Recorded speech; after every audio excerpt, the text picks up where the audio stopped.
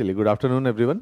Allied examination जो कि 8 सितंबर को कंडक्ट किया जाएगा, हम लोग क्या करेंगे, उस अलाइड एग्जामिनेशन को किस तरह से रियलिस्टिकली टारगेट करना चाहिए और कौन से फोकस एरिया रह सकते हैं इस एग्जामिनेशन को लेके, उनको फिगर आउट कर लेंगे और उन पे थोड़ा सा स्पेशल थ्रस्ट देंगे, ताकि इस एग्जामिनेशन में, क्योंकि आपको समझना पड़ेगा कि बहुत सारे लोग हैं जो एचएस एग्जामिनेशन में बहुत कम मार्जिन से बाहर हुए हैं या सीसैट की वजह से बाहर हुए हैं और मार्क्स उन लोगों के 100 से ज्यादा बन रहे थे। तो ऐसे बच्चे भी इस अलाइड एग्जामिनेशन को compete करेंगे। तो जितने भी बच्चे इस बार अलाइड एग्जामिनेशन में क्वालिफाई भी करेंगे, वो बहुत सारे वो विद्यार्थी होंगे जिन्होंने एचएस एग्जामिनेशन को बहुत सिंसियरली प्रिपेयर किया होगा। और क्योंकि अलाइड एग्जामिनेशन निकला है तो उनके लेवल ऑफ अंडरस्टैंडिंग या लेवल ऑफ प्रिपरेशन काफी अच्छी रहेगी, तो उनके चांसेस ऑफ सिलेक्शन ज्यादा रहेंगे। तो ऐसे सभी के लिए एक कॉमन में प्लान ऑफ एक्शन ड्रॉ कर लेता हूँ ब्रॉडली, जिसके अंदर हम आइडेंटिफाई कर लेंगे ये कुछ एरिया है, इन पे अगर स्पेशल फोकस किया जाएगा तो we can able to score 5-10 good marks, right. तो इसी के लिए ये प्लान ऑफ एक्शन है, छोटा सा क्रिस्प वीडियो बनाएंगे। 3 एरिया ब्रॉडली जो कमीशन ने प्रपोज किए हैं अलाइड एग्जामिनेशन में, सभी पेपर में यही है कि हमारे पास जनरल स्टडीज का एक पेपर है जिसमें से 80 क्वेश्चन यहां से पूछे जाएंगे। ऐसे ही हमारे पास करंट अफेयर है जहां से 60 क्वेश्चन पूछे जाएंगे और एचपीजीके है जहां से 60 क्वेश्चन पूछे जाएंगे। मेरे अकॉर्डिंग इस बार मुझे लग रहा है जो सबसे ज्यादा एरिया इंपॉर्टेंट रहेगा वो रहेगा करंट अफेयर। ये सबसे ज्यादा मोस्ट इंपॉर्टेंट पार्ट रहेगा। इसके लॉजिक क्या है, क्वालिफाई करने वालों के लिए, नॉट सभी के लिए। रीजन क्या है, एचपीजी जनरल स्टडी से 60 क्वेश्चन आएंगे जिनकी अभी तक एचएस एग्जामिनेशन को भी जिन्होंने बहुत अच्छे से परसू किया था, उनकी जीएस की तैयारी बहुत अच्छी है। जैसे जिन लोगों ने, मान लो हमारा एक मेंस का क्वेश्चन बैंक किया हुआ है जिसके अंदर 5600 क्वेश्चन है, टेस्ट सीरीज करी है जिसके अंदर 4000 क्वेश्चन है, तो 10,000 के आसपास तो क्वेश्चन उन्होंने करे हैं। तो इनके चांसेस ऑफ सिलेक्शन ज्यादा है जिनका जीएस बहुत स्ट्रांग है। अच्छा, एचपीजी के इन जनरल हिमाचल में सभी का स्ट्रांग है। इन दोनों एरिया में फिर भी जिन लोगों का लगता नहीं है उतना भी स्ट्रांग नहीं है हमारा, उनके लिए भी मैं बता दूंगा कैसे इसको स्ट्रांग अभी भी किया जा सकता है, क्योंकि मोटा मोटा हमारे पास 40 दिन है अभी भी। इन 40 दिन को अगर हम लोग मैनेज कर गए तो अभी भी हमारी तैयारी में क्वालिफाई करने लायक हो सकती है। मेजर गेम है करंट अफेयर की, क्योंकि करंट अफेयर 60 मार्क्स के हैं। बच्चे अभी तक जितने करंट अफेयर की मैगजीन्स मार्केट में पढ़ते हैं, बहुत सारी मैगजीन है, आप लोग जानते हैं उन मैगजीन के बारे में, उनके साथ एक ही बहुत बड़ा इशू है कि उनमें रेंज बहुत लिमिटेड है। रेंज लिमिटेड का मतलब है कि पहले देखो, पहले अलाइड एग्जामिनेशन 2020 में हुआ जब यामिनी का रैंक बनाया, उस साल कट ऑफ कितनी गई थी, 87.5 मार्क्स आउट ऑफ 200। कुछ भी कट ऑफ नहीं है और पेपर वाज वेरी इजी, और पेपर पहली दफे जो है नेगेटिव हुआ था, 1/4 नेगेटिव मार्किंग हुई थी, राइट। तो इस तरह का पेपर था। उसके बाद भी 87.5 कट ऑफ गई थी। पहले भी बच्चे करंट अफेयर में बहुत ज्यादा स्कोर नहीं करते थे। हम लोगों के टाइम पे आज से 10 साल पहले प्रीलिम्स एग्जामिनेशन उतना कॉम्पिटिटिव ही नहीं था, क्योंकि आसान पेपर होने के बाद भी जीएस में 90-95 ही कट ऑफ रहती थी, क्योंकि उतना कॉम्पिटिशन नहीं है। आज के टाइम पे अगर हम लोग करंट अफेयर को अंडरमाइन करके गए और हम ये सोच रहे कोई बच्चे यूपीएससी के पढ़े जा रहे, विजन आईएएस के करंट अफेयर पढ़ लिए या बाकी सोर्सेस के पढ़ लिए which are catering the demand of UPSC, उनके लिए भी बहुत ठीक नहीं है। अब करंट अफेयर सबसे फोकस एरिया रह जाएगा, क्योंकि ये दोनों एरिया सबके तैयार है। जो गेम घूमेगी वो करंट अफेयर को लगेगी। जो करंट अफेयर को मैनेज कर जाएगा और उसमें ज्यादा नंबर को स्कोर करेगा, उसके चांसेस ऑफ सिलेक्शन इस बार ज्यादा देखने को मिलेंगे। मेरा ऐसा मानना है, जैसा एचएस के पेपर का स्टैंडर्ड इस साल रहा, अगर सेम स्टैंडर्ड में अलाइड एग्जामिनेशन आता है और सब कुछ वैसा ही रहता है, क्योंकि इस बार बहुत सारे एचएस में वो विद्यार्थी डिस्क्वालीफाई हो गए जिन लोगों का जीएस बहुत अच्छा था लेकिन सीसैट उतना अच्छा नहीं जा पाया। उस दिन सीसैट अच्छा था लेकिन उस दिन अच्छा नहीं हो पाया। अगर सीसैट को हटा दिया जाए, इस बार भी एचएस एग्जामिनेशन में cut off could had been 108, 1010, इस लेवल पे कट ऑफ जा सकती है। पहले भी 108 कट ऑफ एक बार हमारे टाइम पे भी गई थी, 114 भी एचएस के अंदर कट ऑफ जा चुकी है। अलाइड एग्जामिनेशन में ये मान के रखे कि इसी लेवल का अगर पेपर आता है तो अलाइड के अंदर cut off will shoot to 110 marks. तो अगर 110 कट ऑफ जाती है तो आपको ये मान के चलना पड़ेगा ये आसान नहीं है 110 नंबर। इस बार जो आप लोगों में से बहुत सारे लोग हैं जिनके 90 बने हैं, 95 बने हैं, 88 बने हैं, तो आप समझो कि अभी भी आपको 20-22 मार्क्स और खींचने हैं। टफ होता है लास्ट के 20-22 मार्क्स। तो आज का ये जो प्लान ऑफ एक्शन है ये इसी के लिए कि लास्ट के 20-30 मार्क्स के गैप को कैसे कवर करें। कंफर्टेबल है कि आप अगर 120 से ज्यादा नंबर लाते हैं तो आपका बहुत शॉर्ट है कि सिलेक्शन हो जाएगा। 110 में भी देयर इज अ पॉसिबिलिटी कि ऊपर नीचे मार्क्स हो सकते हैं और आपका नहीं भी हो सकता है। तो इसी के लिए मैं प्लान ऑफ एक्शन लेकर आया हूं। जो मेरा फोकस रहेगा वो करंट अफेयर पे रहेगा। तो अब करंट अफेयर को क्या करना है, जैसे मैं करंट अफेयर के लिए सिविल टाइप की मैगजीन को बहुत प्रमोट करता हूं। इसका रीजन है रेंज। रेंज का मतलब है, कई बार बच्चे बोलते भी हैं कि सिविल टाइप की मैगजीन बहुत बल्कि, और आप लोग भी आपस में चर्चा करते ही हैं, लेकिन आपको समझना पड़ेगा बल्कि मैगजीन हम लोग क्यों बना रहे हैं, क्योंकि धीरे धीरे एचएस में इस बार भी पेपर का स्टैंडर्ड देख लिया, करंट अफेयर नहीं पढ़े में से आ रहा है लोगों के। अलाइड में पिछले साल एनटी के पेपर में भी देखा था करंट अफेयर टफ आए थे। अलाइड में 60 क्वेश्चन है करंट अफेयर के, कम नहीं है। तो अगर हम लोग जाते हैं कि 60 में से 50-55 सिविल साहब की मैगजीन से आए तो हमें ज्यादा ही कवरेज करनी पड़ेगी। मोर ओवर हमने बहुत सारे एरियाज ऐसे, जैसे आप ना बहुत सारे मार्केट के अंदर मैगजीन्स है, 30-40 पेजेस होते हैं, 3 महीने का करंट होता है, वो इनसफिशिएंट है इस एग्जामिनेशन को लेके, क्योंकि आप उनमें कैटेगरी जब पढ़ेंगे, जब उसके इंडेक्स को पढ़ेंगे तो बहुत सारे ऐसे एरियाज हैं जो उन्होंने टच भी नहीं किए। सिविल साहब की मैगजीन में 19 थीम के ऊपर करंट अफेयर बने हुए, 19 थीम है, उन 19 थीम में से पेपर आने की संभावना है, उन्हीं थीम में से पेपर आता है। मान लीजिए थीम क्या होती है, मैं कुछ ऐसी थीम भी आइडेंटिफाई करके बता रहा हूं क्योंकि हमारी सेम मैगजीन यूपीएससी के अंदर भी जाती है, तो उसमें से बहुत सारे करंट अफेयर हमें प्रून आउट करने हैं, फिल्टर आउट करने के, ये पेपर के हिसाब से हमें नहीं पढ़ने, वो भी मैं बता दूंगा कि मैगजीन से कौन से करंट अफेयर पढ़ने। अच्छा, पढ़ने कहां से है? अक्टूबर ऑनवर्ड, पिछले साल के अक्टूबर ऑनवर्ड करंट अफेयर पढ़ लेने चाहिए। और एनटी और एचएस एग्जामिनेशन में एक चीज देखी गई है कि लास्ट 3 मंथ्स के करंट अफेयर सबसे ज्यादा इंपॉर्टेंट है। लास्ट 3 मंथ्स के करंट अफेयर इंपॉर्टेंट है। जैसे अगर पेपर सितंबर में होने वाला है तो 15 अगस्त के आसपास तक पेपर सेट हो जाएगा और वहां तक के करंट अफेयर इंपॉर्टेंट है। तो फर्स्ट और सेकंड वीक ऑफ अगस्त तक के करंट अफेयर आप लोग पढ़िए। तो मई, जून, जुलाई और अगस्त का 15 दिन, इतने करंट अफेयर आप पढ़ लोगे तो अगर मई, जून, जुलाई के इनमें से ज्यादा पोर्शन पूछा जाएगा। पीछे के भी करंट अफेयर आएंगे लेकिन मेजर चंक यहां से रहेगा। तो 60 क्वेश्चन कम नहीं है करंट अफेयर के लिए, मैं बार बार बोल रहा हूं, ये बहुत बहुत ज्यादा इंपॉर्टेंट करंट अफेयर के लिए रहेगा कि जो करंट अफेयर को मैनेज करेगा उसके चांसेस ऑफ सिलेक्शन बढ़ेंगे। तो उसी करंट अफेयर को फिगर आउट करने के लिए जैसे आप लोग क्या करेंगे, सिविल स्टेप की वेबसाइट civilstephimachal.com पे जाएंगे, वहां पे सेक्शन मिलेगा आपको, जैसे यहां पे current affair, home, current affair, courses, HPG के करंट अफेयर की डोमेन के अंदर 3 ड्रॉप बॉक्स में आगे चीजें खुल जाएंगी, जिसमें से आपने जाना है मंथली करंट अफेयर। तो ये जो मंथली मैगजीन है करंट अफेयर की, इसको आप लोग फॉलो करेंगे। हमारे वहां हर महीने 5 मैगजीन, 6 मैगजीन पब्लिश हो रही है। 2 इंग्लिश की एचपीजी के प्रीलिम्स, 2 हिंदी की एचपीजी के मेंस, ऐसी एचपीजी के प्रीलिम्स के एमसीक्यू, एचपीजी के प्रीलिम्स के एमसीक्यू इन हिंदी।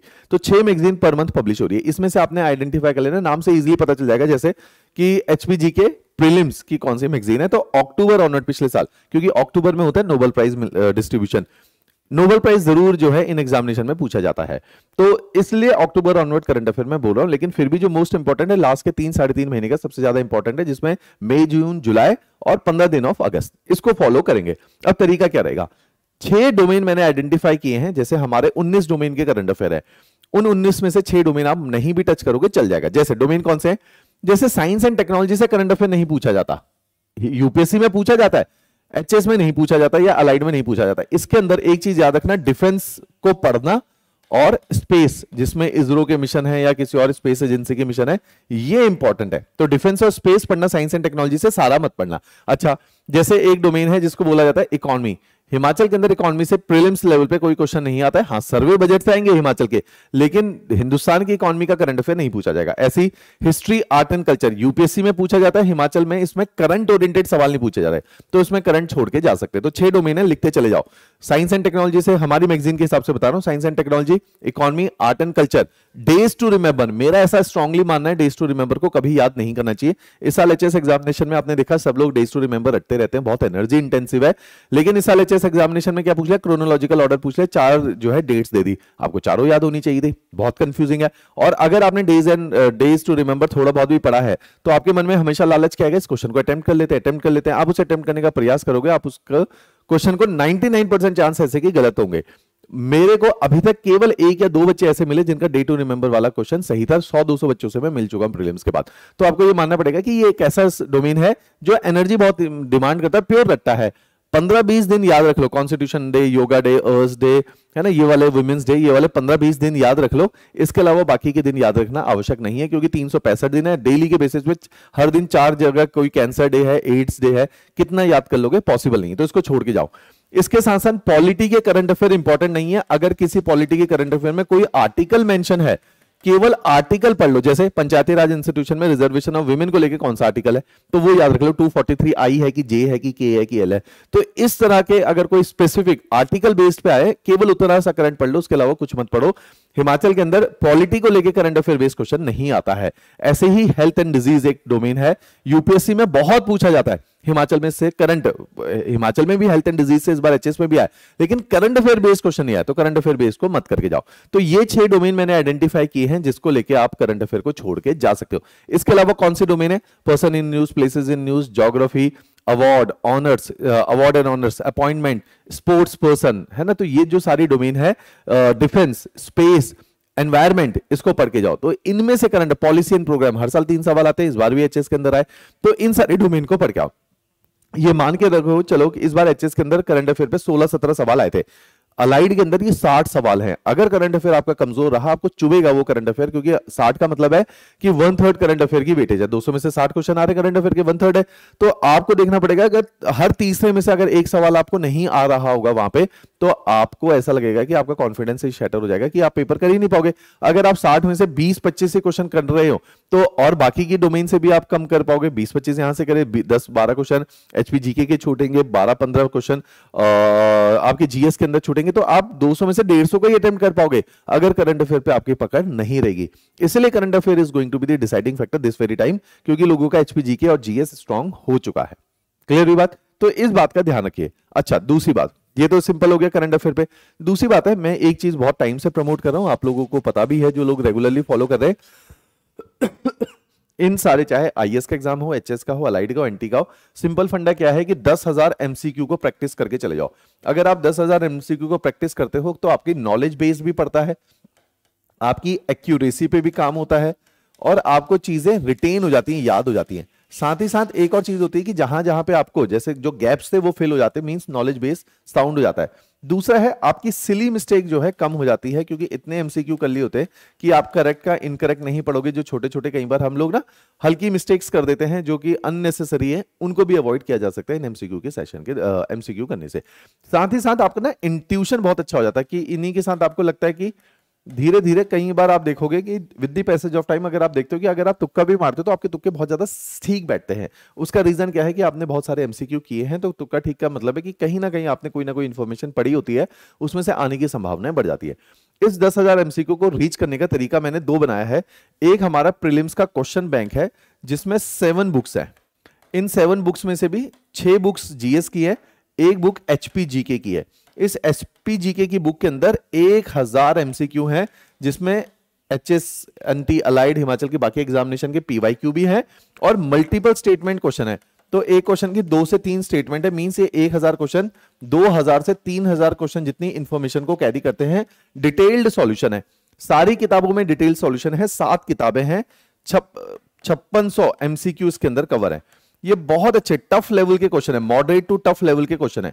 इनके बाद क्या होगा कि जैसे एग्जामिनेशन सेटल कैसे होता है कि एग्जामिनेशन में अगर 200 क्वेश्चन है तो 120 क्वेश्चन जो है वो मॉडरेट कैटेगरी के होंगे, मॉडरेट टू इजी कैटेगरी के। इसी के अंदर एक कैटेगरी होगी जिसमें 40 से question moderate to tough category के होंगे, और इसी के अंदर 30 क्वेश्चन के आसपास ऐसे होंगे जो प्योर टफ क्वेश्चन होंगे। तो ये वाले जो किताबें हैं ये मॉडरेट टू टफ कैटेगरी के क्वेश्चन को हैंडल करने के काम आएगी, क्योंकि ये वाले क्वेश्चन तो आपने इतनी बार किए होंगे कि नोट्स में से भी आ रहे होंगे, बस आपको याद नहीं होगा, सटीक नहीं कर पाओगे, आएंगे नोट से। तो ये वाली जो किताबें हैं ये मॉडरेट टू टफ कैटेगरी के क्वेश्चन को हैंडल करती है। यूपीएससी के पीवाईक्यू हैं, एचएस के पीवाईक्यू हैं, हिंदुस्तान के जितने भी स्टेट पीसेस हैं सभी के पीवाईक्यू जिसमें विद आंसर्स डले हुए हैं। इन क्वेश्चन बैंक से आप प्रैक्टिस अच्छी कर सकते हो कि आपको लगता है कि एचएस के अंदर इस बार आपके 70-80 मार्क्स आए, 20 नंबर का गैप है, ये 20 नंबर यही किताबें फिल करने का काम करेंगी। इस तरह से ये किताबें हैं। इनके अंदर क्या है कि आपको लगता नहीं मैंने जीएस तो बहुत अच्छा तैयार किया हुआ है, केवल एचपीजीके को फोकस कर ले, तो इसमें एचपीजीके की किताब अलग से भी आप एमसीक्यू ऑर्डर कर सकते हो। ये मैं इसलिए प्रमोट कर रहा हूं क्योंकि इस बार भी एचपीजीके हमारी इस किताब के बाहर एक ही सवाल था जो नहीं आता, सारे सवाल जो है किताबों से आए हुए। इतनी इंफॉर्मेटिव ये एमसीक्यू की किताबें हैं। इसी के साथ साथ एक टेस्ट सीरीज हमारी एचएस की थी प्रीलिम्स की, इसको हमने दोबारा से ओपन कर दिया है इसका लिंक, ताकि बच्चे इसको बाय कर पाए। इसका लॉजिक क्या है, इस एमसीक्यू टेस्ट सीरीज के अंदर 39 जीएस के टेस्ट हैं। इन 39 जीएस के टेस्ट के अंदर 39 एमसीक्यू 3900 एमसीक्यू हैं। आप समझिए ये टफ कैटेगरी के हैं, ज्यादातर इनका लेवल बहुत टफ है कि बच्चों से हो ही नहीं पाते, इसमें ज्यादा स्कोर नहीं आता। जो हमारी इस टेस्ट सीरीज में 45-50% भी ले आएगा, ये मान के चलो एचएस एग्जामिनेशन के प्रीलिम्स में वो इजीली 60%, अगर 100 नंबर का पेपर है, 200 नंबर का पेपर है तो 120 नंबर इस टेस्ट सीरीज और इन किताबों से आ सकते हैं। इस लेवल के क्वेश्चन इसके अंदर डाले हैं। नई इंफॉर्मेशन है कि जो आपके बेसिक नोट्स में कहीं से भी कोचिंग करी हो, सेल्फ स्टडी करी हो, तो बेसिक नोट्स में कमी होती है। बेसिक नोट्स का मतलब ये होता है कि वो 60-65-70% जो है सिलेबस को कवर करते हैं, रेस्ट ऑफ द 30-35% आपको खुद कवर करना पड़ता है। सारे इंस्टीट्यूट इसी फिनोमिना पे चलते हैं। तो हमने क्या कर रखा है, ये लास्ट के 30-35% जो टॉपिक है, जो नॉलेज है, जो डेप्थ है, वो इन दो माध्यम से पूरा करते हैं हम लोग, की क्वेश्चन बैंक्स के माध्यम से पूरा करेंगे और टेस्ट सीरीज के माध्यम से पूरा करेंगे। जो आसान क्वेश्चन है वो किसी भी इंस्टीट्यूट के बुक से आएगा, किसी के भी स्टडी मटेरियल से आएगा, कोई रैंडम किताबों से भी 120 क्वेश्चन आ सकते हैं 200 में से। गेम 120 की नहीं है, गेम है रेस्ट ऑफ द 70 क्वेश्चन की। तो इन एमसीक्यू बुक के माध्यम से या इन टेस्ट सीरीज के माध्यम से हमने इस लास्ट के 120 में से जो बचे हुए 80 नंबर 70 नंबर है, इनको टारगेट करने का काम किया है। तो इन किताबों से और इस टेस्ट सीरीज से आप इस गैप को फिल कर सकते हो। साथ ही साथ एक नई टेस्ट सीरीज हम लोगों ने 14 जुलाई को लॉन्च की थी, ये अलाइड एग्जामिनेशन को लेके है। इसमें आप एक बार जब आपकी पूरी तैयारी हो जाएगी, फिर अलाइड की टेस्ट सीरीज में रजिस्टर करवा लेना, ताकि आप अलाइड के मुताबिक टेस्ट दे पाओ और उसी के मुताबिक अपनी असेसमेंट कर पाओ। तो ऑब्जेक्टिव क्या है कि क्वेश्चन बैंक से 5600 एमसीक्यू और हमारी वो जो टेस्ट सीरीज है एचएस वाली, उसमें से आप नियरली 4000 में लगा रहे हैं उसको, तो 9500 क्वेश्चन, 3995 एमसीक्यू आप यहां से करोगे। अलाइड की टेस्ट सीरीज के अंदर भी आपको तकरीबन 2200 एमसीक्यू उसके अंदर भी दिए जा रहे हैं। तो इन सब से मिला के आपका 10,000 का टारगेट पूरा होगा। मॉडरेट टू टफ कैटेगरी के बहुत सारे क्वेश्चन यहां से फंसेंगे। तो आपको जो 10-15 नंबर की शॉर्टेज इस बार एचएस एग्जामिनेशन में पड़ी, 5 नंबर की पड़ी, उस सभी शॉर्टेज को ये जो है फिनोमिना पूरा कर सकता है। तो उसी के मुताबिक आप इनको टारगेट करिएगा। इसके अलावा अगर किसी को लगता है कि कुछ भी पर्सनलाइज है मेरा प्लान और मेरी तैयारी उतनी अच्छी नहीं हो पाई है, तो ये हमारा ऑफिशियल कॉन्टेक्ट नंबर है। आप डायरेक्टली भी मेरे साथ अपनी कॉल शेड्यूल करवा सकते हैं। मेरा नाम विनय जोशी है। तो मैं इसी तरह से जो बच्चों का सिलेक्शन नहीं हो पा रहा है, किसी ना किसी वजह से फंस रहे हैं, उन्हीं के साथ लगातार बात करते रहता हूं, ताकि अगले कुछ महीनों के अंदर या कुछ सालों के अंदर उनका भी सिलेक्शन हो पाए। क्लियर? चलिए, थैंक यू एवरीवन।